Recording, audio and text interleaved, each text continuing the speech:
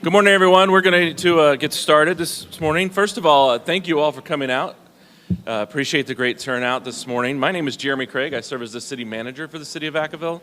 And about 2 years ago, we began doing some property owner updates and some business updates for the downtown, really as a way to share information, get feedback, and really offer some public engagement. So I'm excited to see everyone here today. We've got some great information to share with you, some things that have been done, some things that are being done, and some things that will soon happen.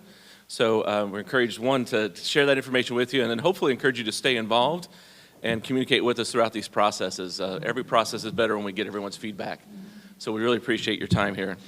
So today we're going to quickly go over DVID. Brooke will come up in a moment.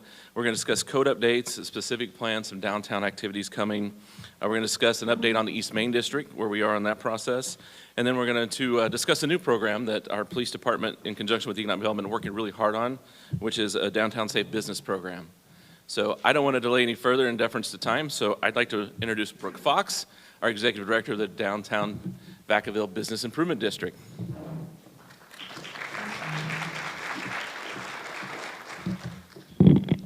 Good morning, everyone. Hopefully you're warming up a little bit here. It's nice to see so many of you here today. Thank you so much for making the time out of your busy schedules to come join us. As many of you know, the mission of the DVBID is to promote an economically diverse downtown Vacaville. And we've been in existence since the original business association was formed in 1992, but the BID's been in existence since 1999.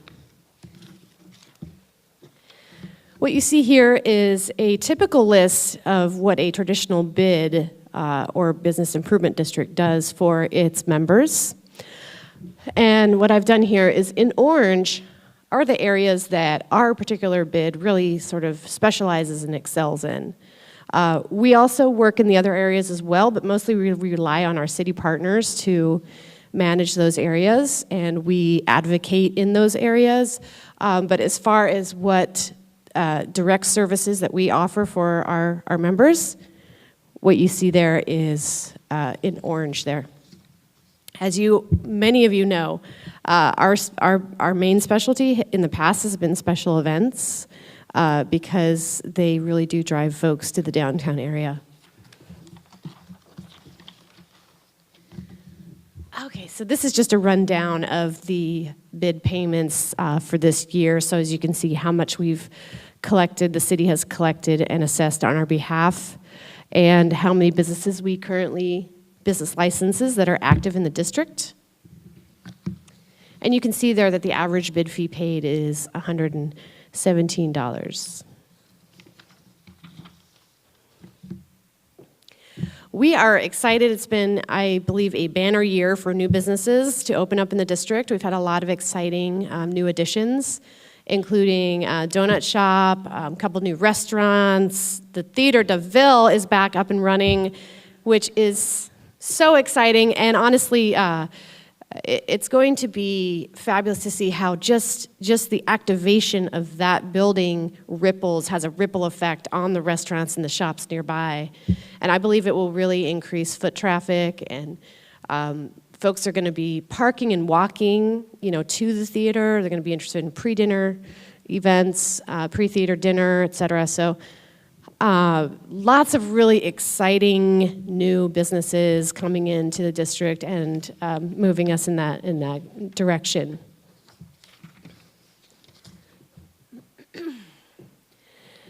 Few organizational highlights for the year. On the left, you see me. I was at a conference speaking on a panel down in the Bay Area about our Love Stroll. Many of you heard about our Love Stroll, which is a Valentine's Day stroll. We did it for the first time this year.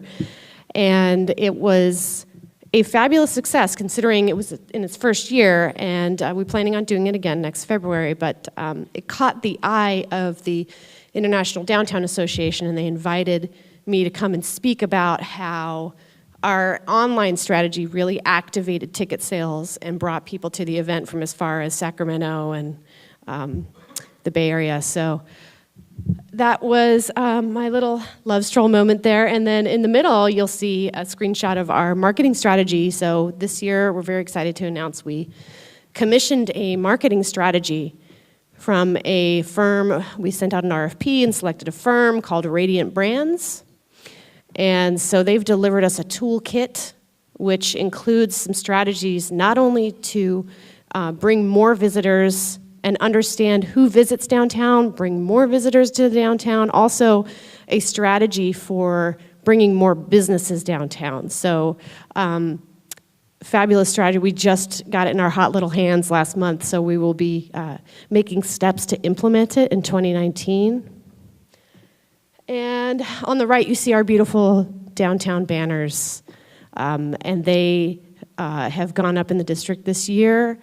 We have some more polls to fill, so if you'd like to get your business involved, we feel like it's a really nice, cohesive look for the district.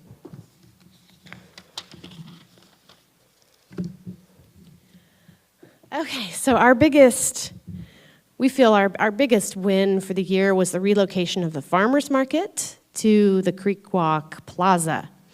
And I want to stop here and say thanks to everybody who was involved in this move, especially my City of Vacaville partners. They made this happen on a very short timeline. And so the original thought to move the market was based on dwindling attendance and also the cost to close the street 26 times a year. So we opted on a suggestion to try moving it to the park, and our attendance numbers skyrocketed. As you can see, they went from about 700 on average to almost double. So we feel like the move, although it does not put the market directly in front of businesses, it does bring more people to the district on a weekly basis, and so we feel like the chances are greater that when you bring more people, that they'll actually stay longer.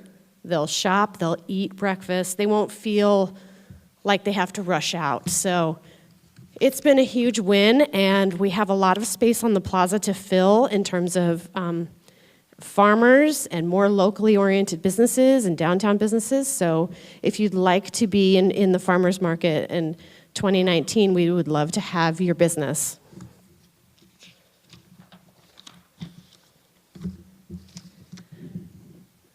Our signature events for the year, we pulled off a couple big street fair festivals this summer. We streamlined our events calendar for this year so that we could really focus on trying to brand these signature events that were bigger in scope. So they included some street closures. They included enhanced security in a larger beer garden area, a larger place, because we really felt like Town Square was busting at the seams. We were maxing it out, so we needed to activate some more areas in order to accommodate the larger crowds. So we focused on really building those events, understanding which events work and which don't, and we do have some greater knowledge now coming through the season in terms of what folks want to come down and do in their downtown area. And so we learned a lot, and we appreciate everyone's cooperation with the street closures because we had to try to increase the area in which people can come down and experience downtown. So we wanted to accommodate the crowds. So we appreciate all your cooperation with that. The big headline there, though, is that we actually received more revenue per event. So we cut down on the event calendar, but yet we brought in more profit.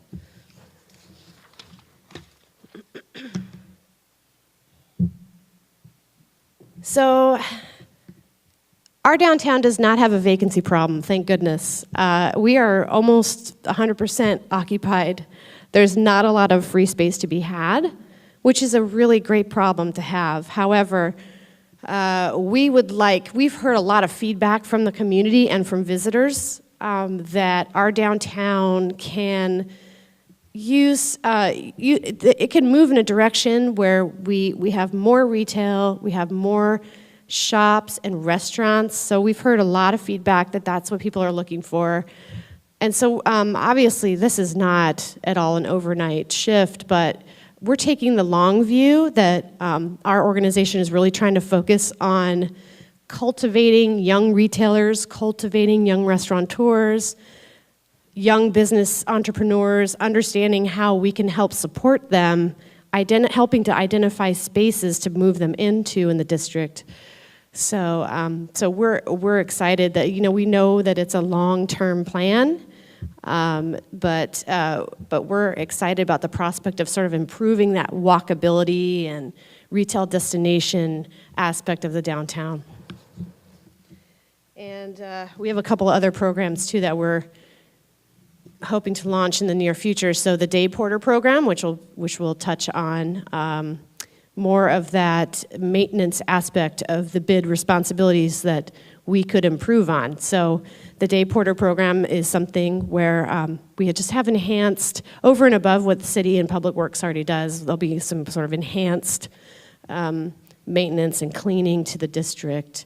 And that person will be a sort of conduit for the businesses to help identify issues and remedy them. So, and then we have the possibility of bid boundary expansion. The big move here is that we are sort of maxed out on our bid fees that we could collect, and the amount of services that we're able to offer with those bid fees, we're still offering $19.99 services in 2019. So it's a challenge because those bid fees have not raised. So we're working to try and expand into other areas, and so we're thinking that perhaps if we bring some of the businesses that are directly adjacent to the bid into the boundary, that would help unlock some new revenue. The boundaries have not been changed since 1999 as well. So,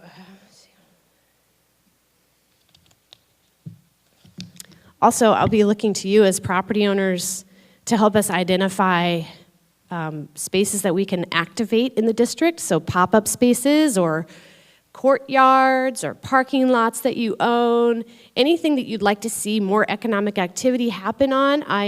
We're here to help you activate that space.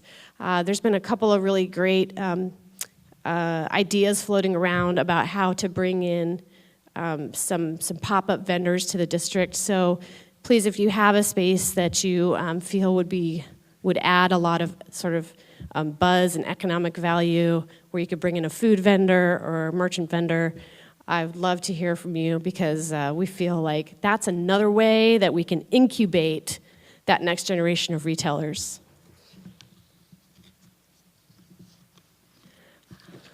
Okay.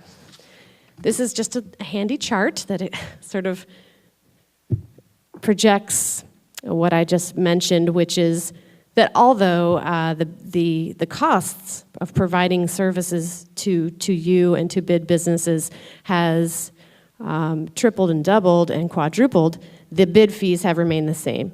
So we have to then rely more on special events income to make ends meet, and that can be a risky source of income. So, we're hoping that we can expand those boundaries and possibly go from there.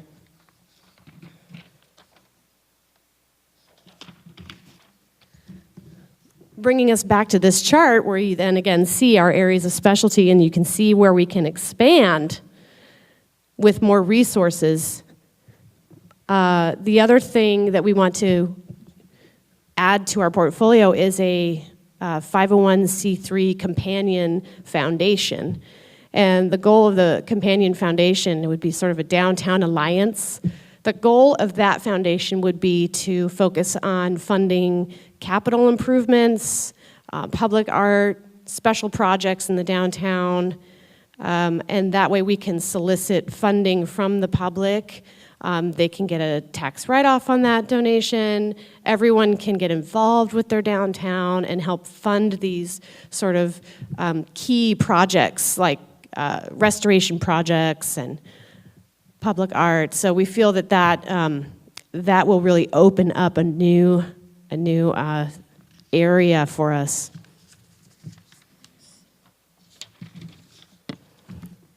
Okay, ways you can get involved. There are many. Many of you are already involved, and I thank you for that. We are always, of course, looking for great board members and committee members, and anyone who likes to get involved with our events, please, we would love to have you. We are a staff of 2 plus part-time and volunteers, so we need all the help we can get. And there are some ways here that you can interface with us.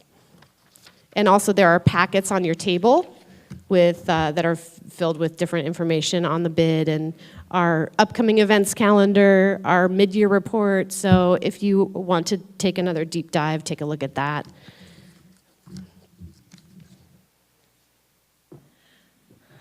Okay, we are building our social media presence. We have about 10,000 followers on Facebook now, which has been wonderfully effective for communicating with our fan base. We've added a lot of folks to our newsletter list, so we're having a much bigger reach in terms of the public and bringing public down to the events.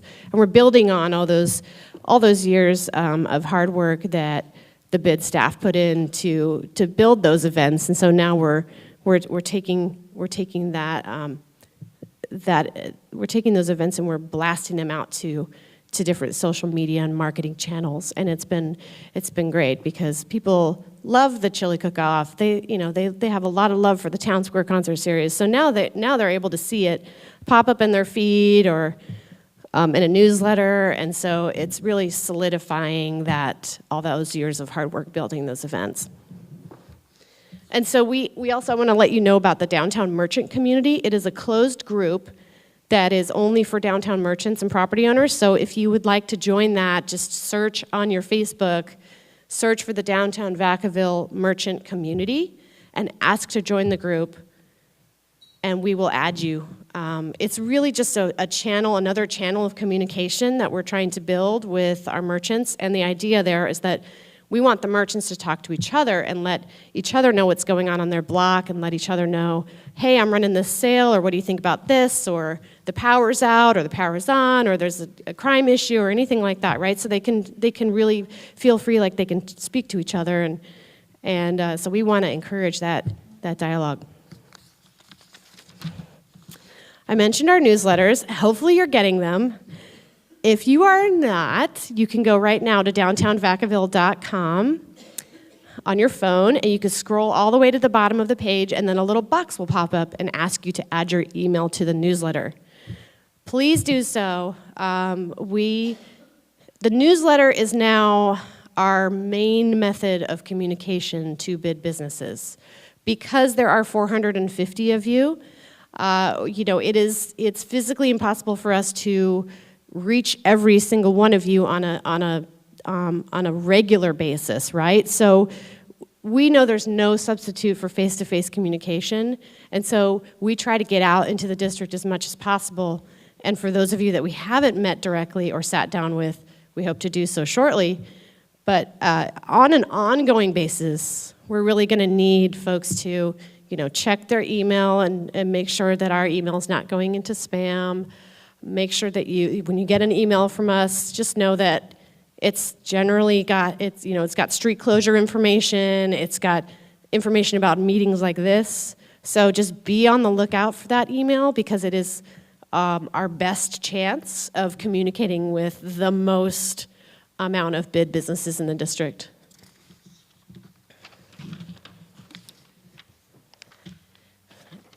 Okay, so some upcoming events for the rest of the month.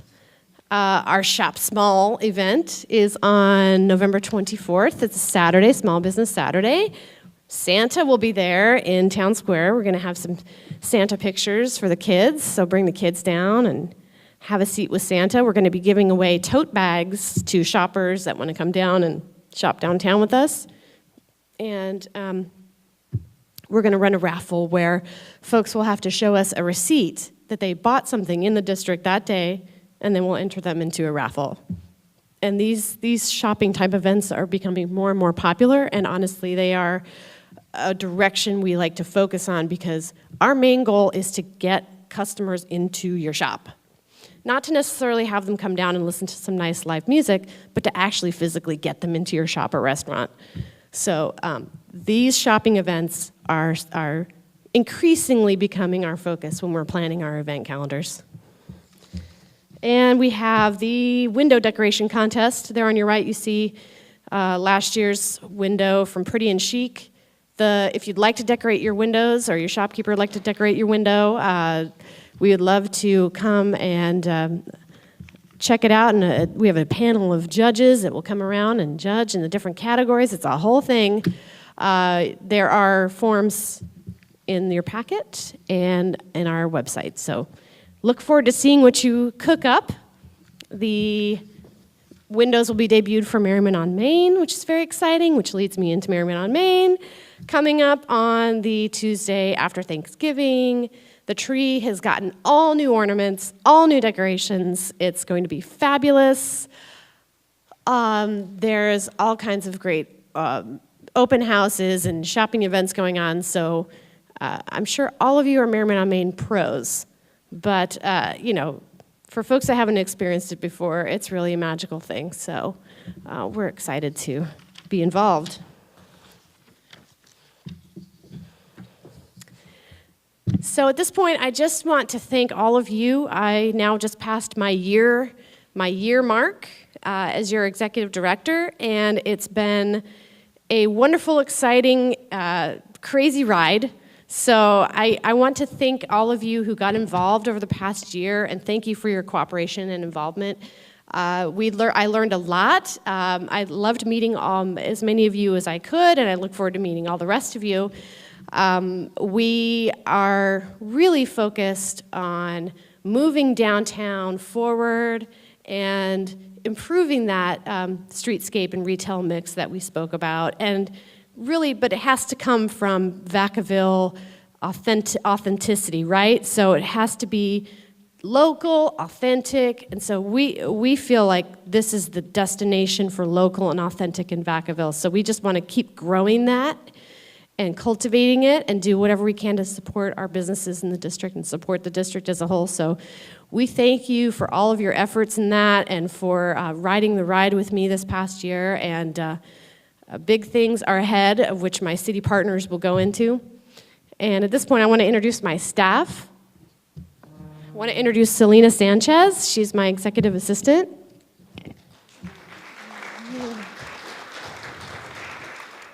She comes to us from City of Fairfield Economic Development Department, and so she's got a wealth of knowledge. She knows what a bid is. So she'll be she'll be out meeting a lot of you in the months to come. I also want to introduce Catherine Malotny. Catherine, stand up. Stand up, Catherine. She works for us part-time. She came in to volunteer in the spring, and so she volunteered with us and then became invaluable in terms of helping us to run events and over the summer. So Catherine is often the face you will see as well. She goes out and speaks with businesses and distributes posters and information. So I just want to thank all of their efforts to help move the district forward. And so at this point, I thank you for your time. There are packets of information on the table. I am available. If you have any ideas whatsoever, ideas or thoughts or things you'd like to get off your chest, please give me a call, shoot me an email. It all starts with a one-on-one meeting, which I would love to have with each and every one of you. So don't be afraid to reach out, and I would love to start with that meeting, start with that one-on-one communication, and figure out how we can move forward together. So thank you very much for your time.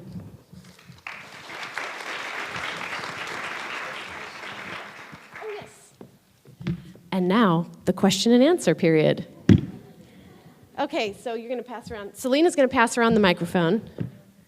So if anyone has any questions, please just raise your hand, and she'll come find you. Questions, comments, concerns. I know it's early, but I know you've got them. I can probably screen. I was just curious about our 2019 calendar. Yeah. When we might see that and what's going on. Oh, yep.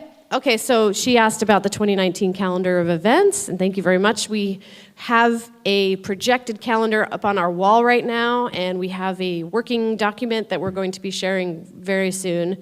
Much of it will be similar to this year. So be on the lookout. That's going to be coming very, very soon. Anyone else?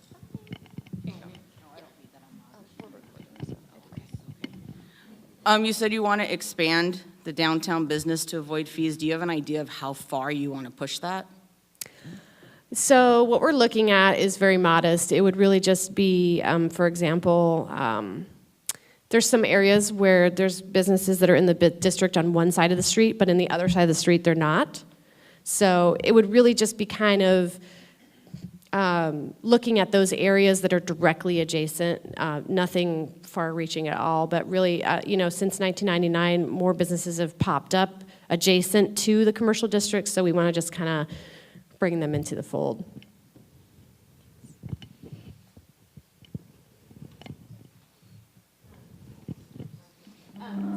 To expand on that, so you're gonna have more people in the fold, but are you going to spread out with the events and things to include those people that are paying into the BID to get people out into those businesses? Because mainly right now everything's concentrated on Main Street, Yeah. whereas businesses like mine are out on the outskirts, and we kind of get left out in the cold, so to speak. Mm-hmm. So I'm curious to see what your plan is to get those business. Plus, we're starting this new East Main district. Yep. So that's pushing it out that way. Mm-hmm. Again, I just want to know if you have a plan to get all the businesses in the BID involved in more of Absolutely. the events. Yes, absolutely, Elaine. This year, we really made some efforts to increase our event area. So as many of you know, we've had the Holidays Craft Fair on Merchant Street the last few years. It was on Main, it moved from, to Merchant. Farmers Market moved off of Main onto the park. We had a health fair that was over on William Street in the B district, right? Because we want to activate that B district.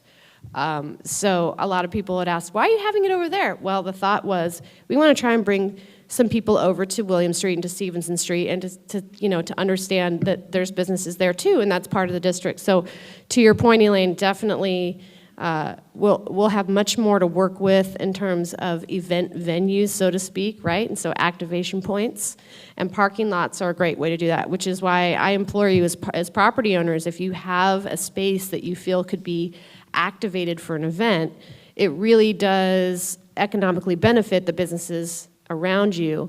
So, I'd love to work with you and all the businesses on how to create events that bring folks to your location and activate more of the district.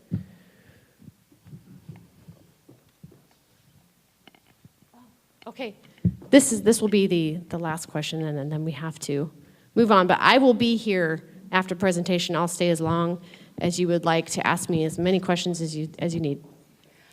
To kind of touch on that, to kind of getting people into places that are kind of tucked off into the corner, I don't see where these flags on the poles are really directing people to businesses, whereas signs on corners where people may walk by to go to one event may spot on the sign, hey, look, there's this shop down here I never knew there was, and get them to walk down those streets. If you go into Sonoma, Winners, they all have the signs that say, hey, go down this way, there's this store down here you may like.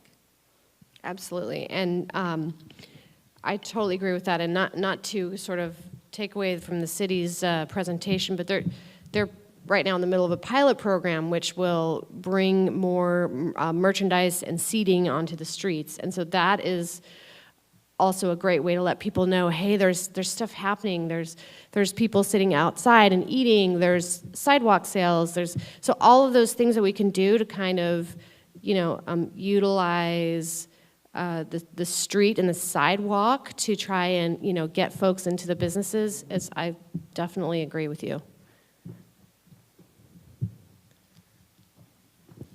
Okay, Thanks, everybody. I'll be around, so feel free to ask any questions. Thanks so much.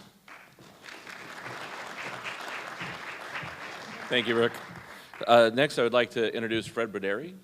He's our city planner for advanced planning, and he's going to talk about a few longer range programs that are getting underway in the next few weeks.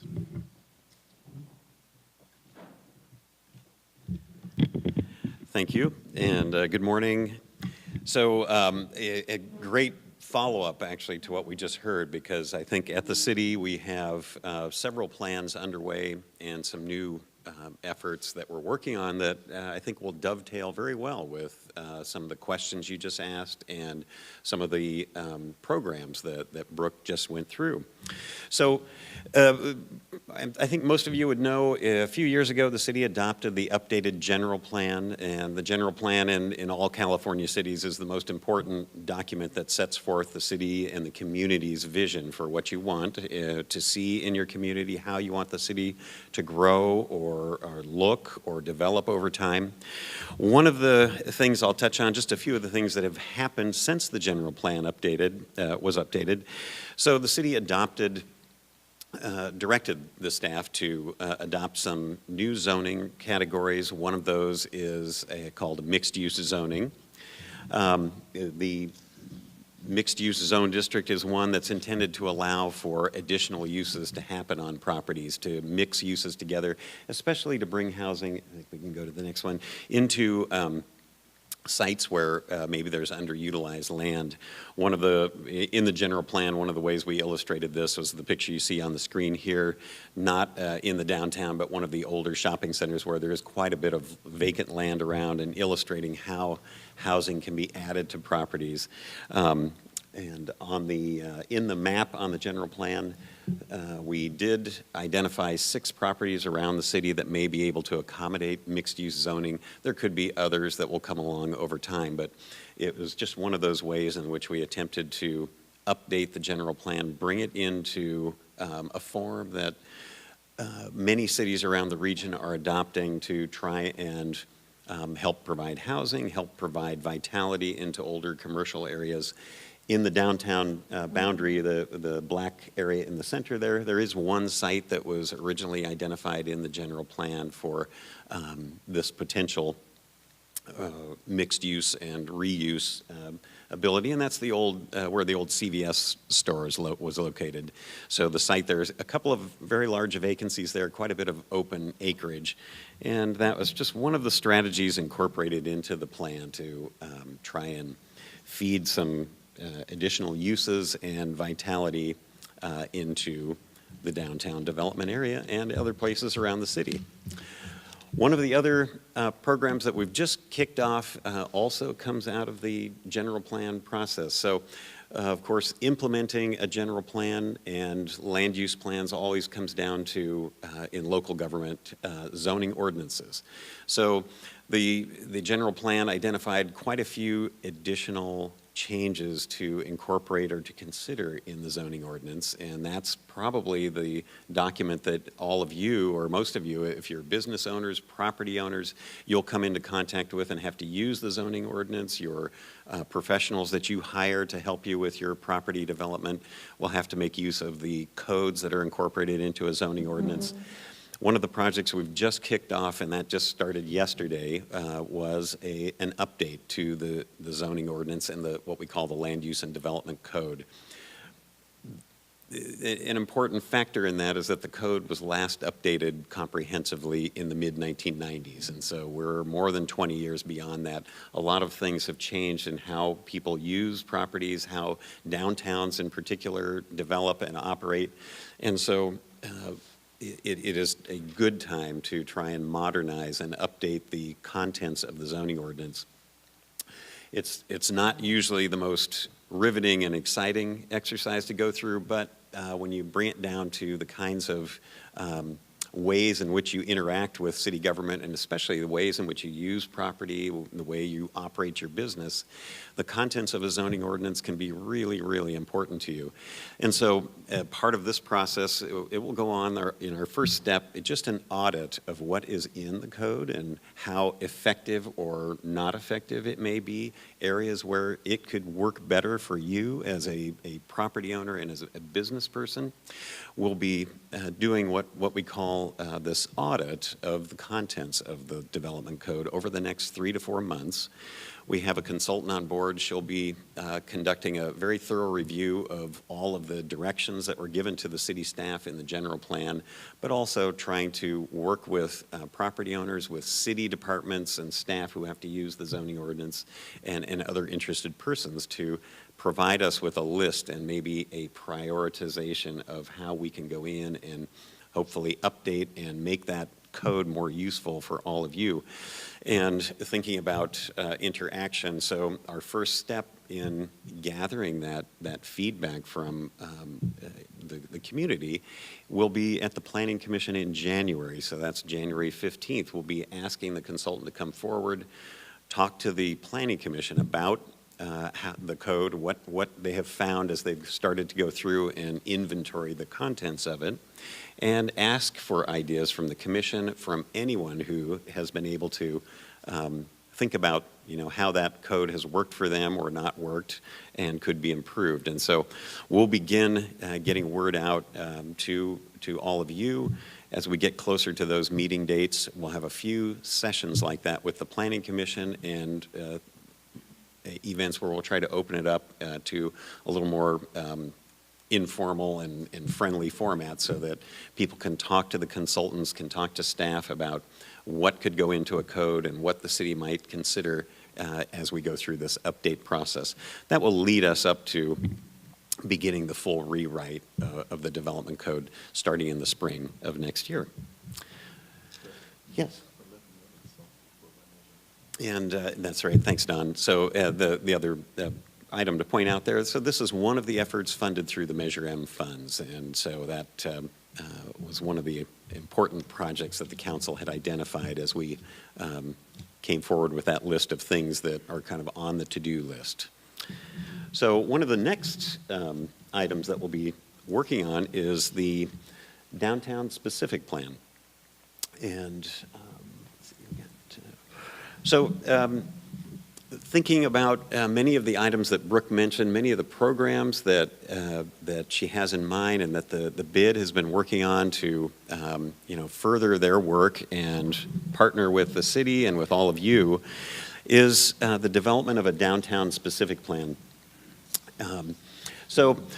In planning law, a specific plan is a very particular type of planning document. It can incorporate land use regulations as well as more general policies and design guidelines and directives that you might find in a general plan. So it's trying to provide a more tailored and crafted development plan and vision for a particular area, and a downtown is a great place to prepare a plan because it lets those of you who have a direct interest in the project area identify particular needs that may be specific to the downtown and may be appropriate for very particular policies, design guidelines, design standards, land use policies that will work better for you. And so the downtown specific plan, I wanted to just point out that what that project will do is look at land uses,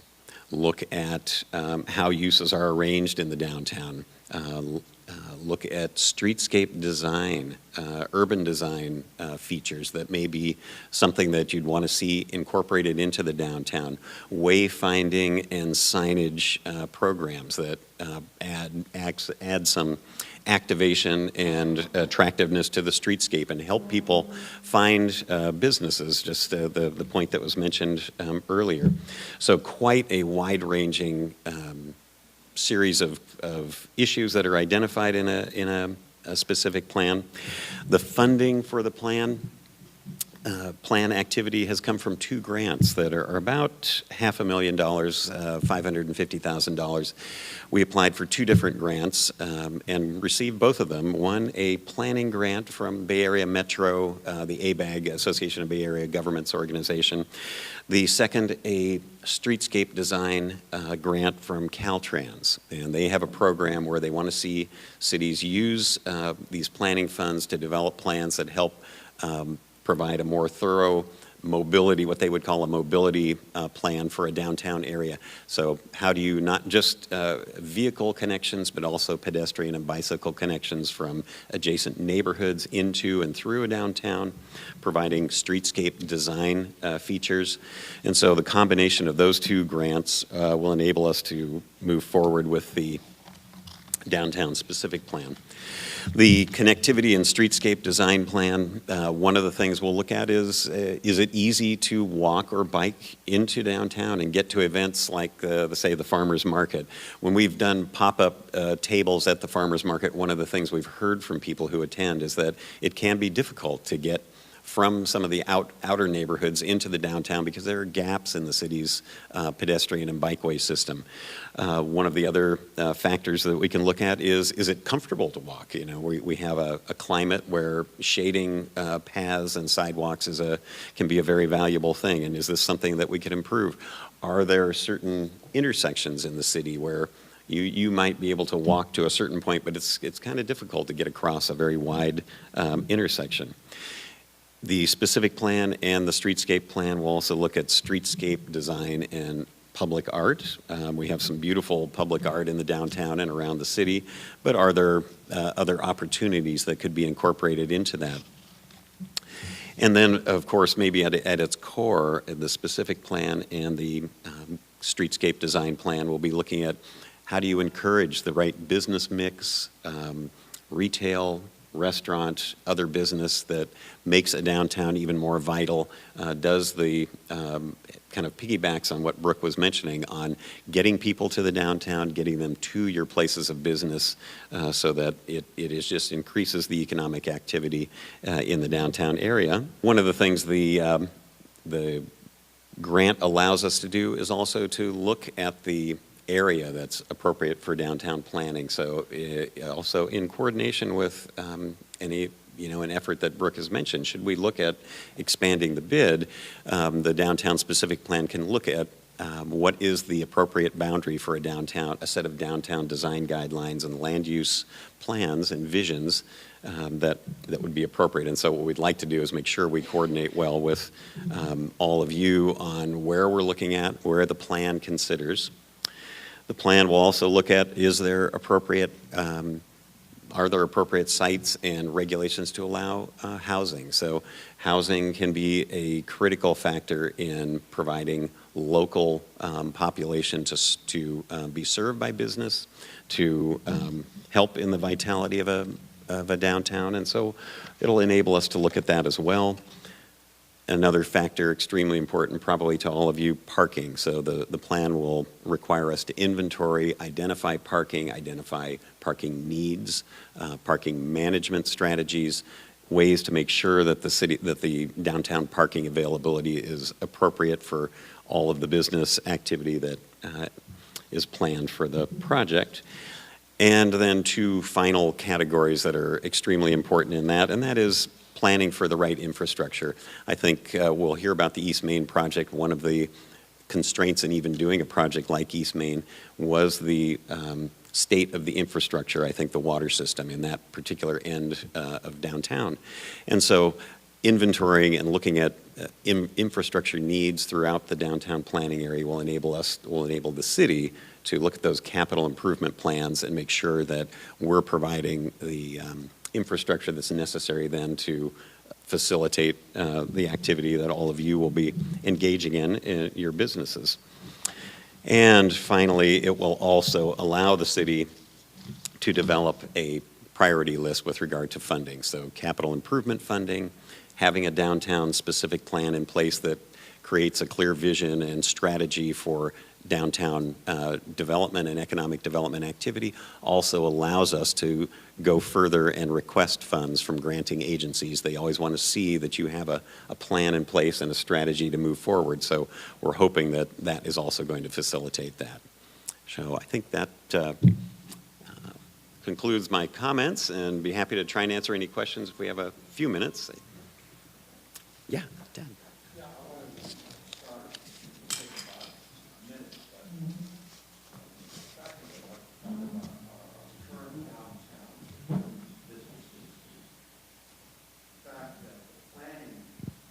Isn't just what our planning design is, but what the enforcement is of the planning of other areas in the city.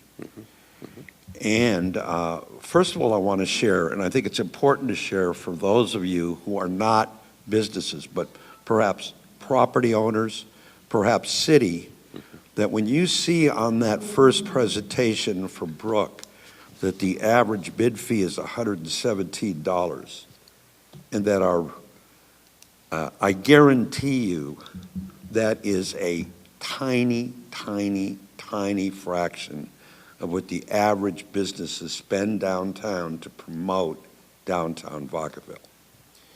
I would say that over the last 10 years, if you go down, for example, Merchant Street or Main Street, if you take a look at the display at Talk of the Town for the holidays, you're going to see the result of hours and hours and thousands of dollars of planning. I am sure that over the last 10 years, my business alone has spent just in additional promotions out front, planting trees, displays, banners, at least over the last 10 years, whatever our total budget was from the city this year, just one business. So the first thing we should understand is that we're very invested in this.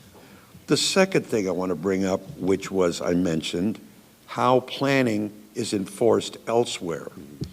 When the nut tree was expanding, a large number of hearings were held about making sure that that development was not going to impact other areas of the city. I was in attendance at our last DVBI meeting in which Don mentioned that downtown is underperforming. And I brought up the fact that I was at some of the planning meetings, and over when the economy was bad, delegations from the North Nut Tree were busy raiding us downtown week after week after week. Okay, I can speak because Sandra's not around. Yolanda Diego, and I agree. I'm kind of on the old school of if you're planning all of this and putting money into new things, the first thing you have to do is you have a house, you fix up the entrance, you make it look pretty. You put the money where it is now and you build from there. You don't go out and make something brand new and then think that's going to fill in. You have to start from the heart, and you have to build that up and make it look nice. Just like Winters, they put more lights on the trees, they made it welcoming. And that's what we have to do. We have some parts of our area that are welcoming, but not everything. And I think if you start small, you spend small on things that are supposed to be done, like lighting is the biggest thing, and the sidewalks, you know, and have your restaurants have their tables coming out. Make it interesting, make it, oh, look how, put flowers, anything. We business people try, but our taxes are so expensive for nothing as far as what the city is asking for our landscaping. Give us a little bit of that so that we can go ahead and improve more. We have to work together, and I think the biggest thing is let's start small, do what we have with now. If something needs painting, paint it, and then go out and build your buildings. But you got to have something that's welcoming. Thank you. Okay, maybe one last question. And I must say, those garbage cans downtown are not welcoming. The tops are always off, they're filthy, they're overflowing. It's like they dump the bin and leave the garbage in the bottom. These garbage cans have got to go. Something else needs to come in. They're just horrid. They look awful. I don't even like walking down there past them. Goodness. Okay, great, thanks. Okay, thanks. Okay. Oh, sorry. Thanks, Fred. Next, we have Payman Bhavan, who's going to give a quick update on the East Main District.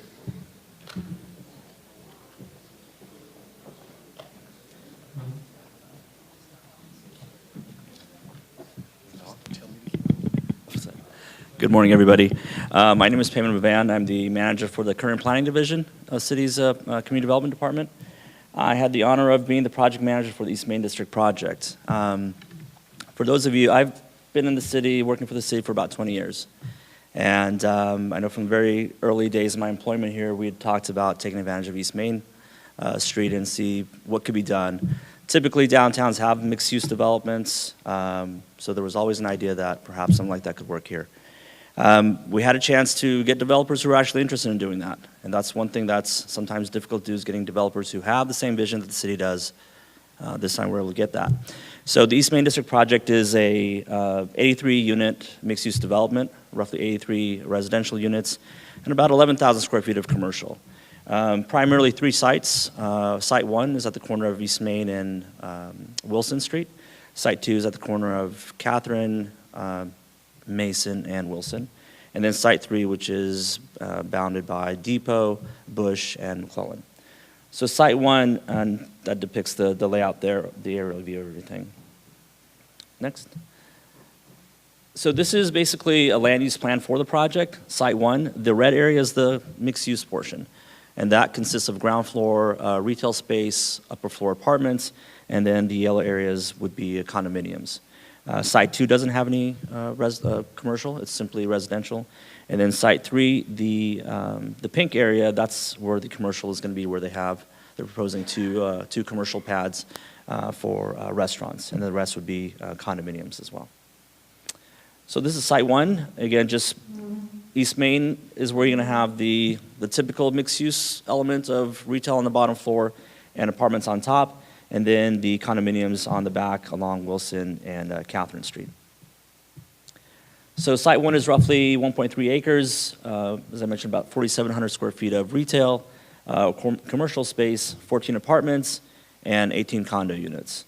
There's one 3-story building that's right up front, and then the condo units would be 2-story buildings.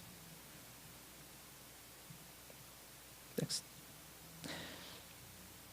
Okay, so this is Site 2, and again, Site 2 is it's all residential, so we don't have any commercial there. But again, they're the same type of 2-story structures that you'll see on Site 1 and on Site 3. So roughly an acre in size, 20 condo units, and those are the details of those particular floor plans that they're going to be offering. Next. So this is what Site 2 is going to look like. These are the buildings, and in terms of design, for planning, it's not so much just the layout of how everything's going to work. It's really going to come down to what is it going to look like.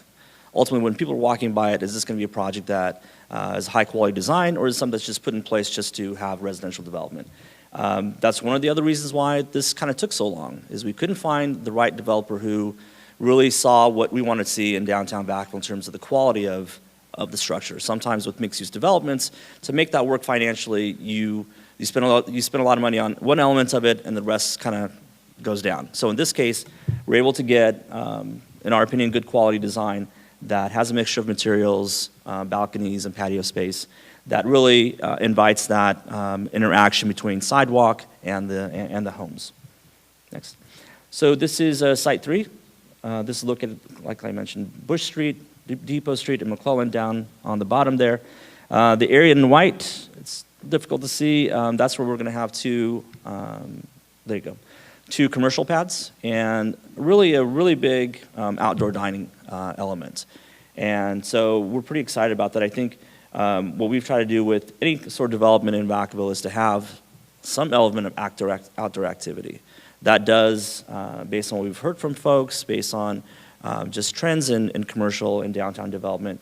Outdoor dining, outdoor activities do liven up the downtown area, and it is more inviting when you see other people there already. So almost 3 acres for Site 3, roughly 6,200 square feet of commercial, 31 condo units, and again, those would be the details for the floor plans. So this is the product for Site 3. Again, 2-story, a little bit different than the designs on Site 1 and 2. But again, all the units have the patio and outdoor balconies, as you can tell there. So that's just a quick update. So this project went to the Planning Commission in September, early September. It was recommended for approval to City Council, and the City Council approved it September 25th. So at this point, we're waiting for the developer to put all their construction documents together. There's some mitigation that needs to occur on those sites, but the process has started. So that's my brief presentation. I'd be happy to answer any questions.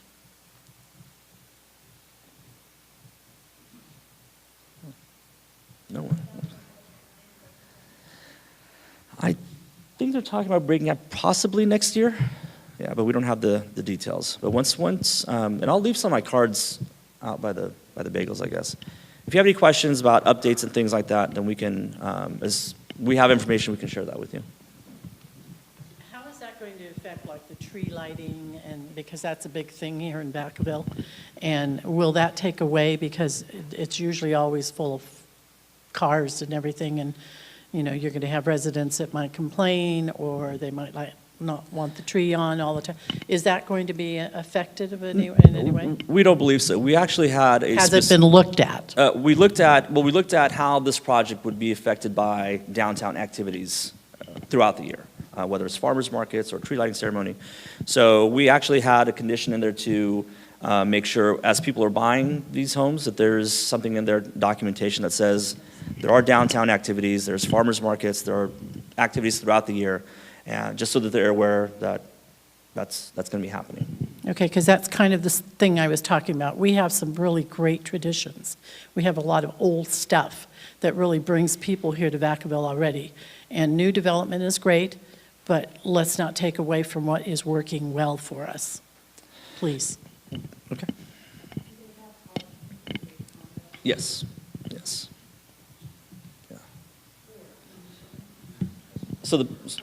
Yeah. So there's tuck under parking. There's also parking that opens up into the site. So if you want to go to the site plans, won't show that. But so each unit. Next one. The one. Yeah. So they're all garages basically. So yeah. So on the site plan, you're not going to see kind of this, but they're garage spaces. And there are some guest spaces also that are the surface parking, but the parking is primarily garage spaces. Also, I was wondering, like down along the waterfront in Sassoon, they have the apartments there. They're kept up really nice. People are restricted to what they can keep out on their balconies and that kind of thing. Is that also going to be that? Because I don't want to see bicycles and barbecues and all that on balconies. Are they going to be definitely, you must keep up a certain appearance on your balconies and things like that? Well, the only condition that we can have in terms of maintenance is to make sure that their garages are actually used for cars and not storage. So they can hang laundry out on the balconies? Well, I mean, we don't have anything that says they can't hang laundry, but that's not an anticipated use either.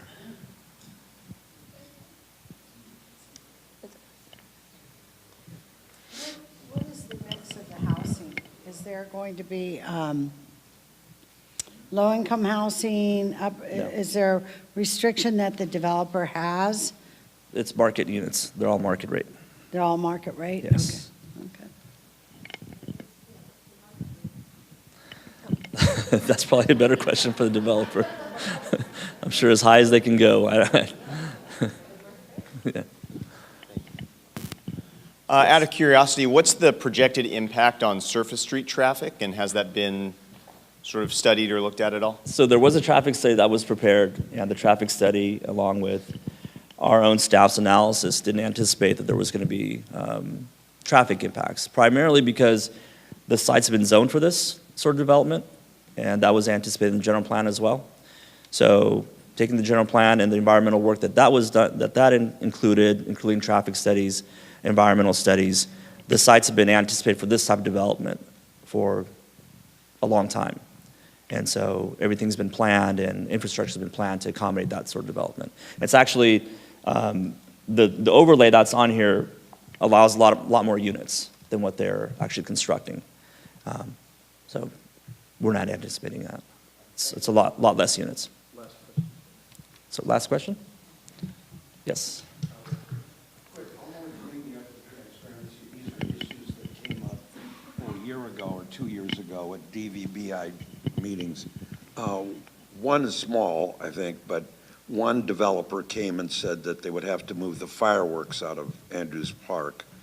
And I was wondering if you knew anything about that and if they were to develop. And the second thing was, originally with the money that was here, there was supposed to be some effort to get affordable housing in this area. And hopefully your plan is accommodating some of that. So to answer your first question, there's nothing this is a development that's coming into an existing downtown. And the existing downtown and everything that it does is already protected. So there was never even any conversations about how would downtown affect this project. It's really, will the project affect downtown? That was the primary review that we had. But in terms of just looking at the overall picture of what we were looking at for market rate versus affordable homes, I think we're always looking, and we have a responsibility through state law to provide homes for all sorts of income levels. There isn't any on this particular site, but our housing agency does have other properties, and they are actively looking at other locations where the city could meet its obligations for state law. Okay? Thank you, everybody. Thank you, Payman. Next, we have the Downtown Safe Business Program. We have Detective Laurent Cummings, and looks like he has help too.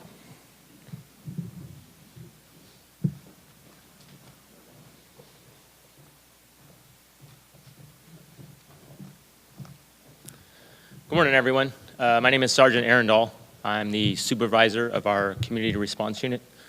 I'd like to thank Chief Carley for having the vision to create this unit and to have the confidence to allow me to run this unit. What we do, we're kind of a dual purpose unit. We have an enforcement side and kind of an education community partnership side.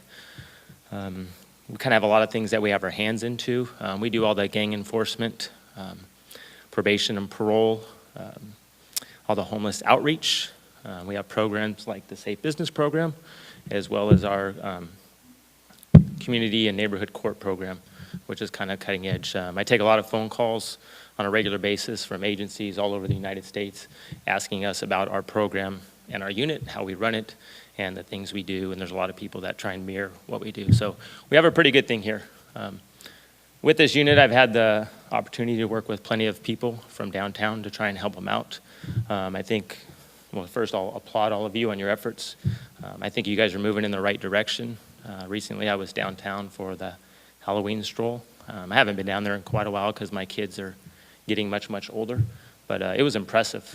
With the streets closed down and the number of people downtown, I was just amazed. I was like, wow, everyone's gonna run out of candy. There's so many kids down here.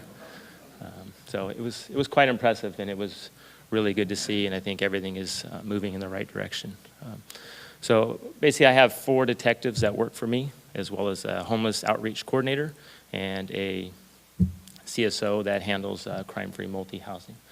And one of my detectives is here, right here, Laurent Cummings. He handles the Safe Business Program, does a great job. We're just getting it up and running, and I'll let him explain what it is and how it can help you guys in reaching your goals and making you successful. Good morning. As my sergeant said, I'm Detective Laurent Cummings. One thing that we've learned through the course of doing police work, our administration has found that we can't be reactive to crime anymore. We have to take a proactive approach. Part of that is implementing new programs, hitting crime from different angles, if you will. We have to take it to another level. We can't respond to a call, take a report, move on to the next call. We have to be proactive. Part of that proactiveness is us realizing that we have to do it through partnership. I think it was Ted who said earlier that businesses need to get involved. Well, that's exactly what we decided to do here. It's going to be businesses, law enforcement, fire, city. Everyone's going to be on the same page and involved. So this is how the program came about, is the proactive thinking for our downtown in particular. So the agenda is going to be the introduction of the program review, how it's structured, if you will, and then the certification process, because we will certify you once you've gone through the program and did all the necessary steps, and then the cost of the program. I'm gonna have to turn a little bit. All right, so the community response unit is the unit that I'm in that my sergeant just explained. We basically deal with quality of life, and that includes business and downtown. We handle a multitude of things on our plate, but one of the things we will not take off of that plate is the quality of life. So we are very, very adamant about approaching it from that angle. The Safe Business Program is Vacaville's Police Department's newest crime prevention program, is the latest addition to an extensive list of services offered by Vacaville PD. This specific program is designed to benefit the community at large by providing safe business within the City of Vacaville via our partnerships. Oh, you're good. Okay, so with the Safe Business Program, there's 5 basic components. We structured it that way because every business is not the same. So each business is going to have to fall under one of the categories, and in that category, we'll give you specific training on how to go about getting your business certified and recognize crime and things associated. Okay, so the first one is actually going to be retail.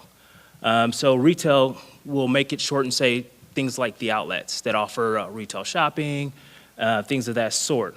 Some of the areas that we're going to go over once we get you certified or get you through the training course is going to be topics like identifying and combating organized retail theft, parking lot security, safe business security and policies questionnaires. There's a questionnaire that we've actually formulated that it's going to have your contact information if you're a business owner, some of the things that you have like your turnover rate, things that may actually affect the safety of your business. So if we need to get in contact with someone, we'll have that information in file with the PD.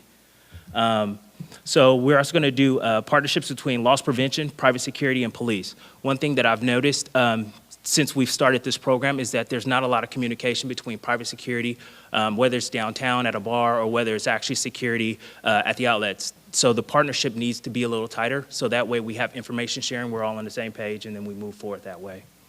The second component is actually going to be industrial. So to make it short, it's going to be like an Amazon. We have a big Amazon warehouse. Their problems are going to be a little different than your retail. Some of their safety information that we're going to actually focus on is recognizing and addressing workplace violence, like possible active shooter, God forbid, but things like that that are going to be more tailored towards industrial type of settings. We're going to do internal theft prevention. Because they ship so many packages through Amazon, some packages have a tendency to get lost. From my understanding, talking to one of their security officers up there, is that Amazon expects a $15 million loss every year. That's huge. And again, we're also going to do the private security and police. Service industry. The service industry is going to be more of your hotels, motels, restaurants, things of that nature. One of the big things for service industry is actually going to be employee training on reporting crimes in progress. Sometimes we get called and there's actually something going on and the person on the phone doesn't know what information should be provided. So when we get there, we know who we're looking for, what kind of vehicle they're in, we have a license plate, things of that nature. Another big thing for the service industry is counterfeits. So we'll go over counterfeit training, how to identify it, and things like that. For our motels and hotels, it's going to be human trafficking. That's been big right now. It's one thing we are definitely after. So this will be something to touch on and give you information on how to help us combat that problem. Small businesses, that's going to be mom and pop shop. Some of the things that we're going to focus on for them is that obviously the internal or external theft or loss, also counterfeit, employee training on crimes in progress, transient issues. Transient issues is a huge topic for us right now downtown, and we're going with it the best that we can as far as how to get them resources and get them out of that position. Okay, the last thing is it's going to be our downtown. It's going to be our Safe Business Downtown meetings. I think it's important that the businesses downtown get a platform to speak on. You know your business better than we do as an agency, so you can tell us some of the things that you're having issues with, some of the things you'd like to see change, some things that the police department can do better.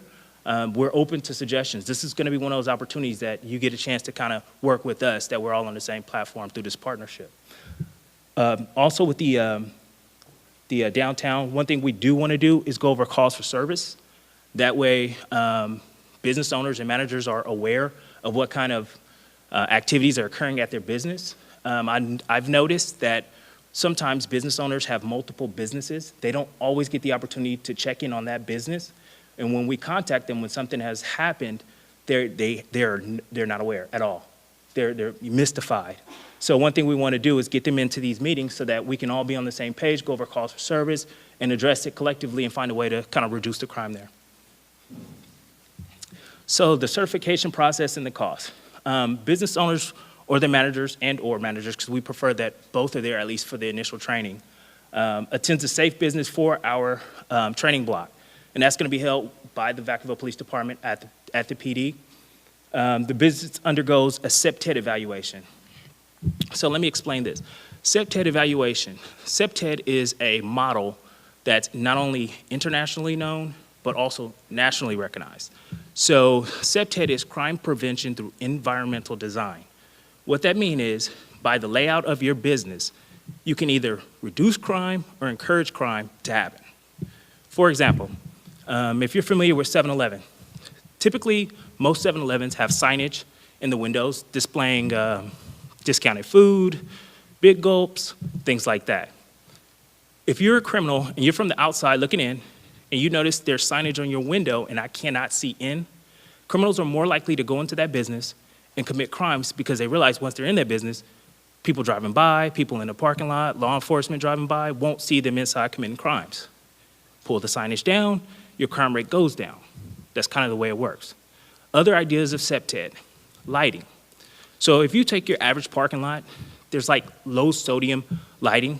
It has an orangish hue. If you actually, let's say, I'll give you a scenario. If you have someone breaking into a vehicle in a parking lot and there's a low sodium lighting, the hue is orange. If that suspect, for just throwing it out there, is an Asian male, under that lighting, he might look Latin or a light-complected black person. So when you give your report, you're going to give Latin or light-complected black person. When we show up, we're going to be looking for a Latin or light-complected black person when it's actually an Asian male. CEPTED also recommends LED lighting, which will give you a better color rendering effect. So, for example, if you have a red placard and you put that underneath a LED light, it looks red. You put it under low sodium light, it looks orange or kind of a purplish or pink color. Changes it. So these are things that, as a business owner, you might not know, but if you come to the training course, we'll go over all of it. Administration at Vacaville PD was great enough to send me to a course where I learned a lot of information about just CEPTED itself and how to apply it to businesses. So that course was not cheap, but you guys will get it for free. So that's one of the things that, that's how important Vacaville understands this is. Also at the training, you'll get some signage and decals. So we'll be printing up some safe business so you can put it in your window. People walk by, they understand that you are safe business certified, that you have now been aware and trained on things to look for, less likely to become a victim. You'll also get direct enforcement from crew, which means that you'll have access to myself, Sergeant Dahl, our unit, and anything that we have at our disposal. Now the cost is absolutely free. Nothing will come out of your pocket. We will provide all the training materials, we'll provide the decal, the signage, and everything else, and follow up. So if you are interested in signing up for the Safe Business Program, we have some forms in the back. Please list your business name, the address, point of contact, managers, business owners, hours of operation, things like that, and we'll get you on our list. We're expected to do our first training towards the end of July, not during the holiday season, and more so at the beginning of February. That's where you can reach me as well. Safe visit at thecityofvacaville.com.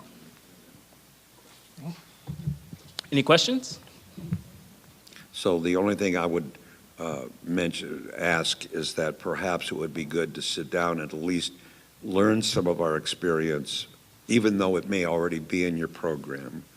The second thing is that the only thing I would change on the presentation is I would move that number one bullet that you have on large businesses and put it as the number one bullet on the small businesses, because I noticed it wasn't there, which is how to deal with these criminal elements that are inflicting felonies upon us. But that's it, just a suggestion for whatever it's worth. Thank you.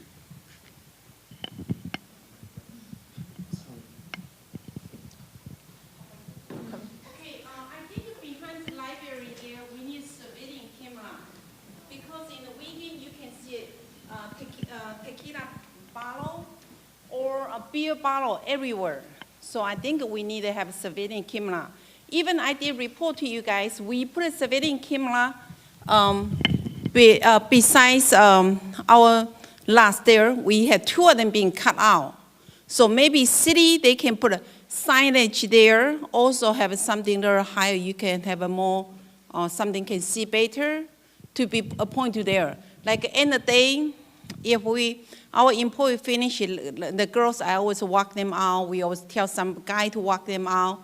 If got late night, even sometimes if too late night, I will try to be careful or maybe have somebody with me, so that part really need a surveilling camera over there behind the library there. To address the individuals hanging by the library, we are aware and we are addressing it at this time. But if you want to talk further afterwards, we'd be more than willing to. Okay, thank you.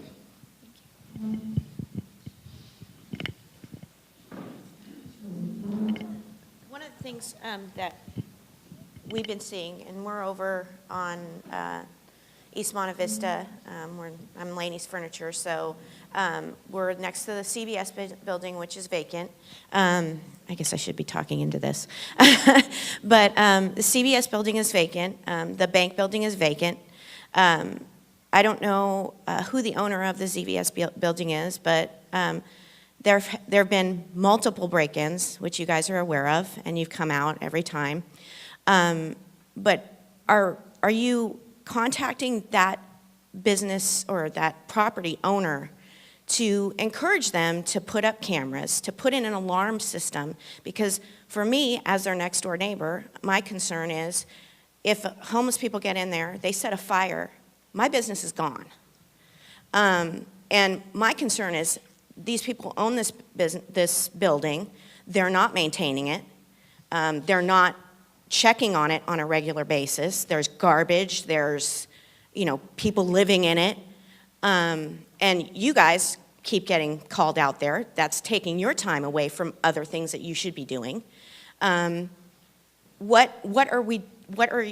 is the communication between the property owners that have vacant buildings about what their responsibilities are to their neighbors about maintaining their properties and making sure that people aren't living in them and dumping in them and whatever they're doing in them? Another thing I'm concerned about is, and I'm sorry for taking up so much time, but we had a homeless person come into my business and ask for bolt cutters so she could get into the door because she left stuff in there and they locked it up. We had her call the police department. We told her, we can't give you those. Maybe you should call the police and ask them to come open it up. The police, so she did.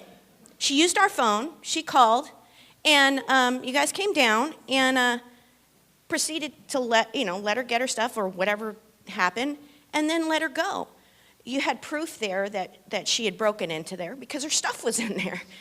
So what is being done about the people that are breaking in, and why aren't they being arrested and prosecuted for that?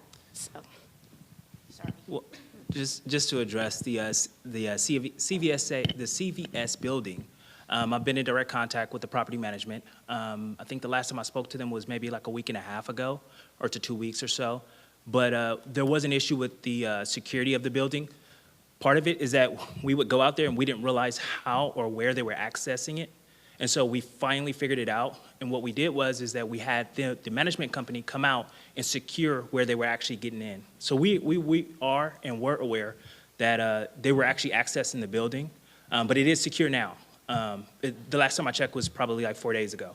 So it is secure now. So that should be. Can they be fined for not having an alarm system or? Well, what I think they're doing is they're actually in the process of trying to lease it out. So I'm not sure what business would go there or what businesses have shown interest, but they're in the process of trying to lease it out. So I think that that's kind of where they are. We have time for one more question if there is. Hi, I'm wondering what's being done about parking enforcement. I'm on Cernan Street. And there's cars that parked right in front of my business all day long, and there's no room for my clients to pull up and park.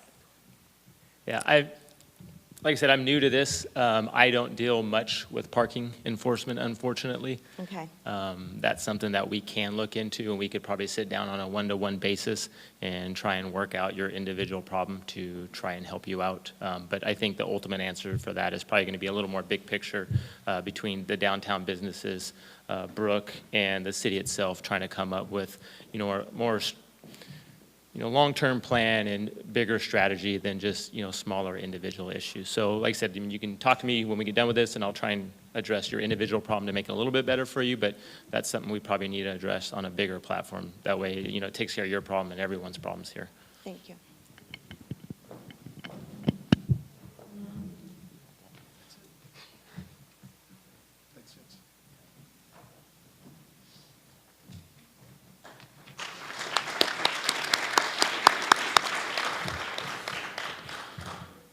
I am not on your agenda. I'm taking over the meeting. No. My name's Mark Mazzaferro. I'm the Communications and Media Officer for the city. Don asked me to come up and explain that we have been recording this meeting, and when we're done editing it and cleaning it up, it will be posted on our channel, Channel 26. We'll also put it on our YouTube channel, embed it on our website. So if you want to watch the video again, you can watch it. We'll also put all the PowerPoints on the website as well. And if you have other folks who weren't able to come and want to see it, please direct them to our website. I'll send a link to Don, and he can send it out to all you folks. So thank you all for coming. Jeremy, do you have some closing comments? Great. Well, we want to thank everybody for being here. Very good turnout. We need to keep this up. Keep making our downtown great. Thank you all very much.